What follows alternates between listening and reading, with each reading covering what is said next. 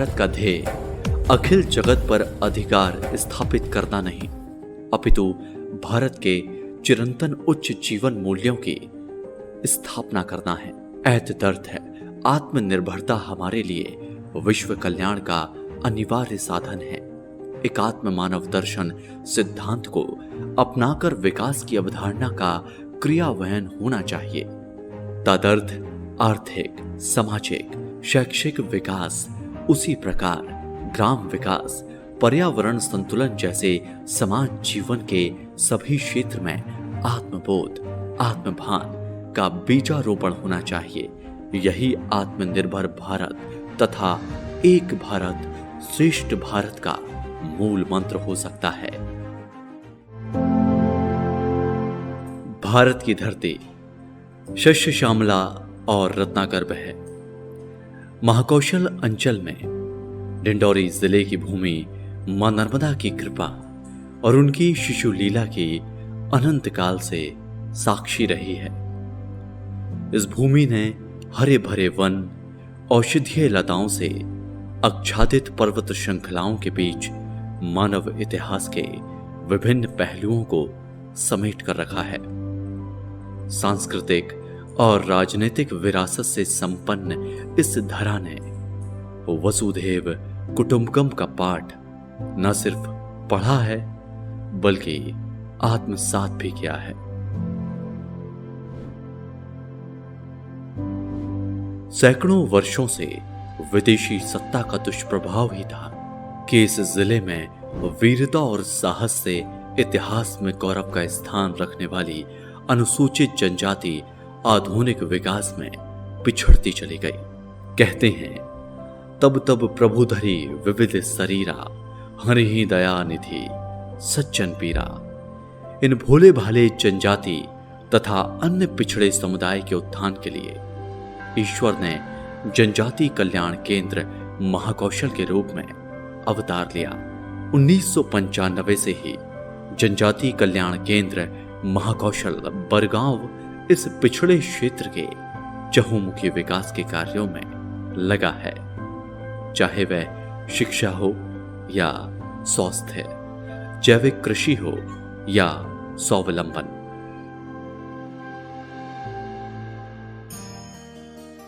सर्वे भवन्तु सुखिना, सर्वे सन्तु निरामया, सर्वे भद्राणि पश्यन्तु, मां कश्चित् दुख भाग भवेत्। इस श्लोक का अर्थ है सभी सुखी होवें, सभी निरोगी रहें, सभी कल्याण देखें, किसी को भी दुख का भागी ना होना पड़े। भारतीय संस्कृति का मूल दर्शन भी यही है। इसी भावना के साथ जनजातीय कल्याण केंद्र महाकौशल बरगांव द्वारा करीब 7 लाख की जनसंख्या वाले क्षेत्र में सेवा कार्य में जुटा हुआ है।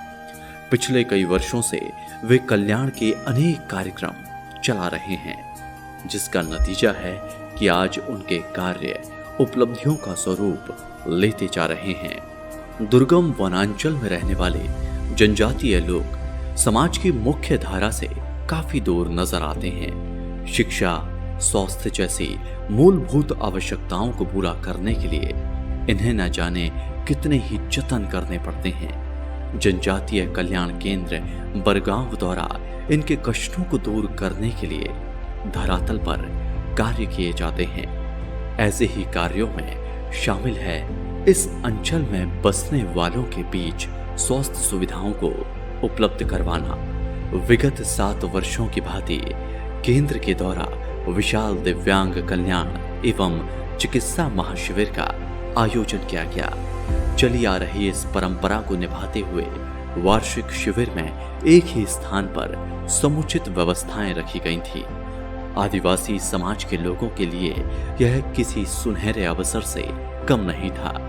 दूर दूर से हजारों की संख्या में लोग इलाज के लिए पहुंचे। यहाँ दिव्यांग कल्याण के लिए आयुक्त निशक्त जन मध्य प्रदेश भोपाल द्वारा मोबाइल कोर्ट लगाई गई।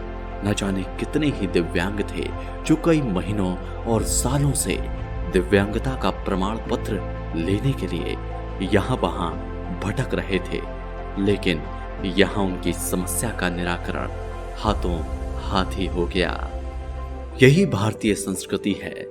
चलने से मजबूर अपने पिता को कंधों में उठाए बेटा, या किसी ना चल पाने वाले दिव्यांग को उठाकर लाते उसके परिजन। भारतीय समाज का मूल यही है कि कोई अपना किसी विवशता में हो तो उसकी सहायता करना हमारा कर्तव्य है। इसी कर्तव्य का निर्वहन जनजातीय समाज हजारों साल पुरानी देश की संस्कृति में करते आ रहे हैं। जनजातीय कल्याण केंद्र ने इस वार्षिक स्वास्थ्य शिविर के माध्यम से जनजातीय समाज की निरोगी काया की तरफ कदम बढ़ाए हैं। एक ही स्थान पर शिशु, स्त्री रोग, कैंसर, हृदय, मस्तिष्क समेत कई रोगों के विशेषज्ञ चिकित्सकों ने अपनी सेवाएं दी। हजारों की संख्या में आए लोग अपनी बारी का इंतजार करते नजर आए। सबसे खास बात यह थी कि दिल्ली, मुंबई, रायपुर, नागपुर, भोपाल और जबलपुर से आए विशेषज्ञ चिकित्सकों की टीम ने उनकी जांच की, बल्कि उन्हें उचित चिकित्सकीय परामर्श के साथ निशुल्क दवाइयों का वितरण भी किया। शिविर में कोई भी बीमार अपने स्वास्थ्य की जांच करवाने आता तो चिकित्सक प्रेम भाव से मानो घुल मिल ही जाते। तभी तो ये 7 वर्षों की तपस्या का परिणाम था कि बच्चे, युवा, महिलाएं, वृद्ध हों या दिव्यांग भीड़ लगाकर शिविर में अपने कष्टों का उपचार करवाने पहुंचे।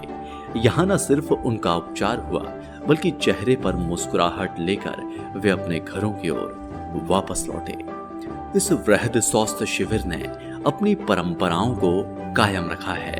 7 वर्षों से हर साल लगाए जा रहे इस शिविर में आने वाले मरीजों की संख्या साल दर साल बढ़ती जा रही है।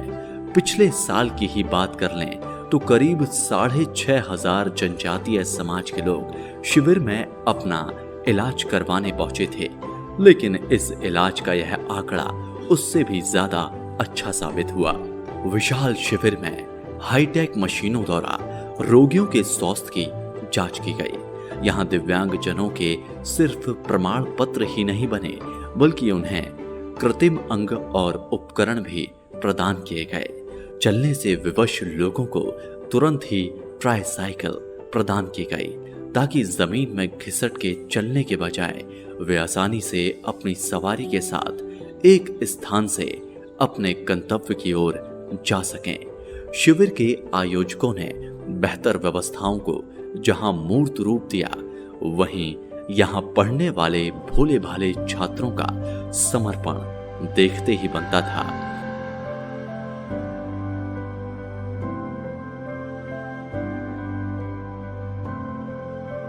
भारत की एकता एवं श्रेष्ठता को सुदृढ़ करने वाले हर प्रयास की आज आवश्यकता है। भारत को एक समर्थ, स्वाभिमानी, सशक्त व समृद्ध राष्ट्र के रूप में निर्मित कर विश्व के समक्ष उसकी श्रेष्ठता को प्रस्तुत करना हमारा राष्ट्रीय लक्ष्य है। इस लक्ष्य की पूर्ति हेतु भारत को आत्मनिर्भर बनाना प्रथम आवश्यकता है। सांस्कृतिक रूप से समृद्ध है जनजातीय समाज को सामाजिक एवं आर्थिक दृष्टि सशक्त बनाने के कार्यों में लगे सभी बंधु भगिनियों को मेरी शुभकामनाएं। ऐसा नहीं है कि जनजातीय कल्याण केंद्र महाकौशल बरगांव का सेवा प्रकल्प सिर्फ वार्षिक शिविर का आयोजन करता है, बल्कि महीने के अंतिम सोमवार के दिन भी यह आयोजन किया जाता है। हर महीने के अंतिम सोमवार को मासिक शिविर का आयोजन होता है। लोग आते हैं और उनके स्वास्थ्य का परीक्षण होता है। यथासंभव उनको निःशुल्क दवाइयाँ वितरित की जाती हैं। साल में एक बार विशाल चिकित्सा शिविर का आयोजन करने का उद्देश्य ये रहता है कि इस क्षेत्र के लोगों के पास उतने आर्थिक संसाधन नहीं हैं कि अपना वो मेडिकल चेकअप बड़े डॉक्टरों से, स्पेशलिस्ट से करा सकें।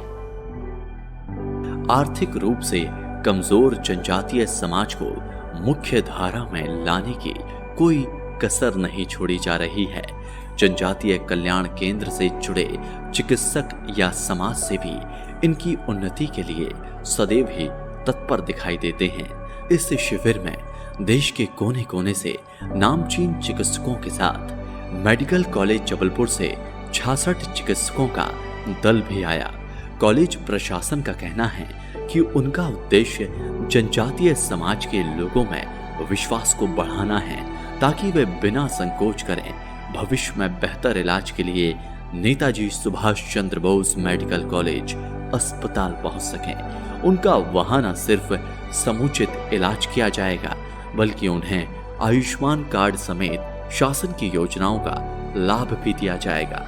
जनजातीय भाई बहनों को ये पता चला कि सरकार उनके सेहत का ध्यान रखती है, उन तक पहुंचना चाहती है और एक ऐसी चिकित्सा व्यवस्था है जो उनके स्वागत के लिए खुले दिल से और खुले हाथ से हमेशा खड़ी है। और मुझे आशा है कि और ये दृढ़ विश्वास भी है कि आज के बाद जब भी वह बीमार पड़ेंगे तब वह ना तो किसी चिकित्सक के पास जाने से डरेंगे और वो बहुत खुशी खुशी हमारे पास मेडिकल कॉलेज आएंगे और हम आयुष्मान योजना के तहत उनको इतने सेहतमंद कर देना चाहते हैं कि आज से शायद कुछ वर्षों बाद हमें बरगांव में किसी तरह के मेडिकल कैंप की ज़रूरत ही ना पड़े। जनजातीय समाज के उत्थान के लिए सिर्फ स्वास्थ्य ही नहीं बल्कि अलग अलग क्षेत्रों में केंद्र के द्वारा सेवाएं दी जा रही हैं। सबसे पहले इस दृश्य को देखिए। सैकड़ों किलोमीटर की यात्रा कर यहाँ शिक्षा ग्रहण करने वाले विद्यार्थी सीधा प्रदेश की विधानसभा पहुंचे। उनकी शिक्षा दीक्षा से प्रदेश के मुख्यमंत्री शिवराज सिंह चौहान और विधानसभा अध्यक्ष गिरीश गौतम बेहद प्रभावित नजर आए। कैसा लग रहा है यहाँ आके? अच्छा लग रहा है। ये विधानसभा में पहली बार आए हो ना? बच्चों में अपने गुरुजनों की शिक्षा का प्रभाव कूट कूट कर भरा था। तभी तो जब उनसे उनके भविष्य के बारे में पूछा गया तो निसंकोच होकर बच्चों ने उत्तर दिया। किसी को IAS बनना था तो किसी को डॉक्टर। लेकिन इन सब के बीच एक बच्चे ने प्रदेश विधानसभा अध्यक्ष के द्वारा पूछे जाने पर कि भविष्य में क्या बनना चाहते हो, इस सवाल का जब बच्चे ने उत्तर दिया तो विधानसभा अध्यक्ष खुद हदप्रद रह गए। बच्चे का जवाब था कि वह भी एक दिन विधानसभा अध्यक्ष बनना चाहता है। एक तो हमने ये पूछा कि आप पढ़ने के बाद क्या करना चाहते हो। उसमें से 80 से 85% बच्चों ने कहा कि मैं फौज में जाना चाहता हूँ, देश की रक्षा के लिए जाना चाहता हूँ। ये 85% बच्चों का था और वो बच्चे कोई कॉलेज के बच्चे नहीं थे, 8वीं के, 9वीं के, 7वीं के। और एक बच्चा कलेक्टर बनना चाहता था कि मैं कलेक्टर बनना चाहता हूँ, तो उसने भी कहा। और एक बच्चा ये कहा कि मैं स्पीकर बनना चाहता हूँ, कैसे स्पीकर बनूंगा। ये है बहुत अच्छा। तो ये जब इसने कहा तो मैंने कहा कि इनको लेके विधानसभा आओ। और मैंने वहाँ कहा, भाइयों से अनुरोध किया, सबसे व्यवस्था बनवाई कि आप वहाँ आइए, विधानसभा आइए, विधानसभा देखिए स्पीकर क्या होता है, कैसे होता है। आज ये मेरा सौभाग्य है कि ये बच्चे हमारे बीच में हैं, हमारे साथ में हैं।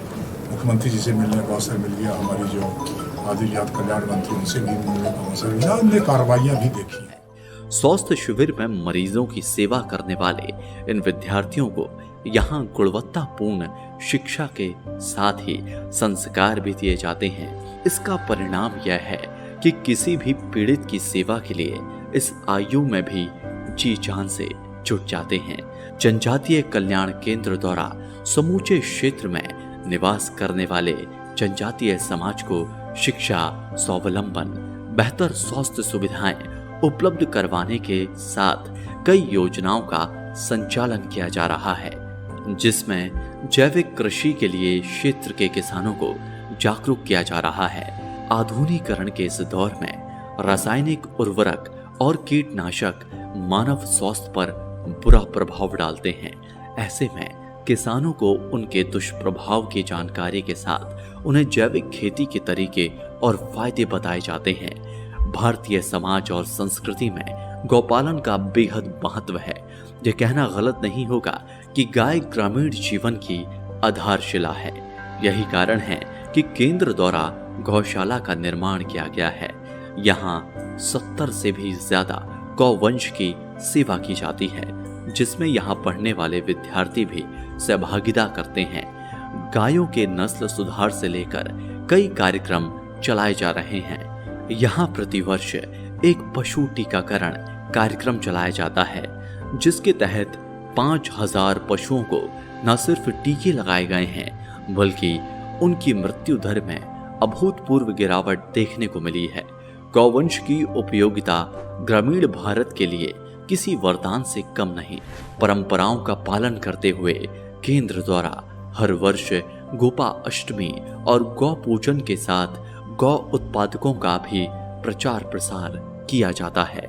इसी तरह पर्यावरण जल संरक्षण के लिए जागरूकता, वृक्षारोपण को प्रोत्साहन, वाचनालय की स्थापना, वीर नारायण छात्रावास की शुरुआत, 10वीं तक की शिक्षा के लिए नर्मदांचल विद्यापीठ, करियर गाइडेंस, नशे समेत बुरी आदतों से छुटकारा दिलवाकर समाज की मुख्य धारा तक लाने का कार्य, युवा आयाम, कौशल विकास एवं स्वावलंबन, महिला सशक्तिकरण, स्वास्थ्य आयाम और नर्मदा परिक्रमावासी अन्य क्षेत्र जैसे कार्यक्रमों के जरिए सेवा कार्यों को चलाया जा रहा है। इन्हीं सब अच्छे कार्यों को देखते हुए जनजातीय कल्याण केंद्र महाकौशल बरगांव को नानाजी देशमुख राष्ट्रीय पुरस्कार से भी सम्मानित किया गया है। कहते हैं ना, नर सेवा ही नारायण सेवा है। जनजातीय कल्याण केंद्र महाकौशल बरगांव अपने निस्वार्थ भाव से सेवा कार्यों को अंजाम देने में जुटा है। जनजातीय समाज यथार्थता, शाश्वत मूल्यों और एक नैसर्गिक सादगी द्वारा निर्देशित होता है। जनजातीय समुदाय की महानता इसी में निहित है कि मौलिक कौशल और स्वाभाविक सादगी को बनाए रखने में कामयाब रहे हैं। जनजातीय समुदाय के पास शहरी लोगों को सिखाने के लिए बहुत कुछ है, इसलिए जनजातीय समुदाय के साथ हमेशा खुले दिमाग से काम करना चाहिए, विनम्रता बनाए रखनी चाहिए। तभी हम उन महत्वपूर्ण पाठों को सीख सकते हैं जो जनजातीय समुदाय शहरी लोगों को सिखा सकता है।